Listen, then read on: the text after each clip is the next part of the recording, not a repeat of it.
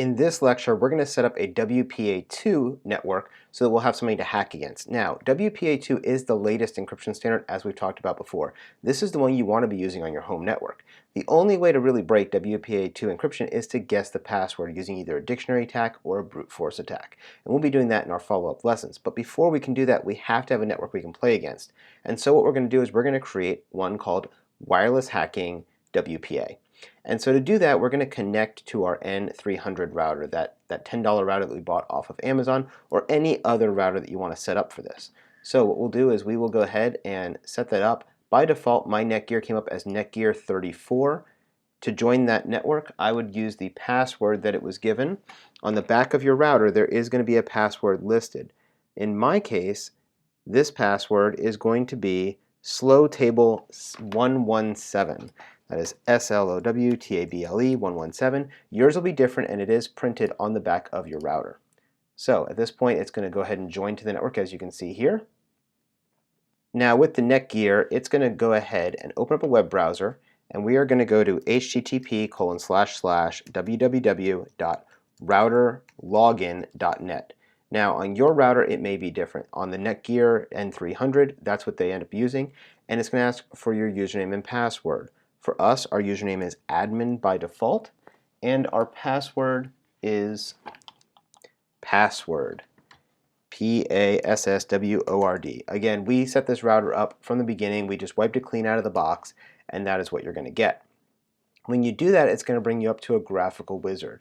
And this particular router actually will go through and walk you through a lot of these setups because they have this Netgear Genie software installed. So you'll notice here that the internet says error not connected. That's because on my router, because we're using this for a hacking lab, I haven't bothered to hook it up to the internet.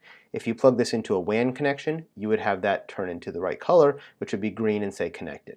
Now, what I want to do is change the wireless settings. So we're going to click on this wireless button. And the first thing I'm going to do is I'm going to change the wireless network name. So instead of Netgear 34, we're going to call this Wireless Hacking WPA2. Just so I'll know when I look for it later on, we'll know exactly which one we're hacking against. Because we don't want to be hacking our neighbor's Wi-Fi. That's illegal, and you're not supposed to do that. You'll get in trouble. So we want to make sure we're doing this properly. Now, what we're going to do is we are going to keep the WPA2 encryption settings, and we're going to change the passphrase.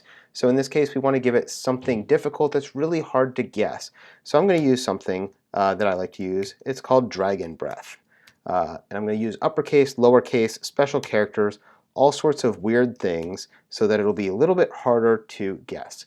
And so in this case, I have dr@g0nbr3@+h.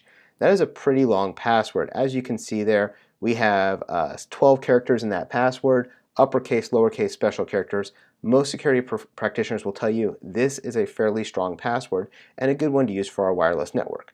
Now later on, we're going to be hacking against this. So if we do this as a brute force attack, it's going to take a long time. Hopefully this will be in our dictionary and we'll be able to find it fairly quickly though. You can pick whatever password you want. For our example, this is what I'm going to use. And then just hit apply.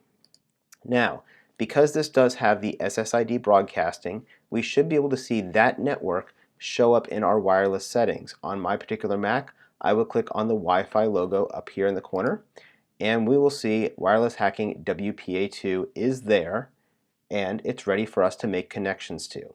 So as we go in the future in these labs, you're going to start seeing, as we hack against these networks, you're going to see them again and again.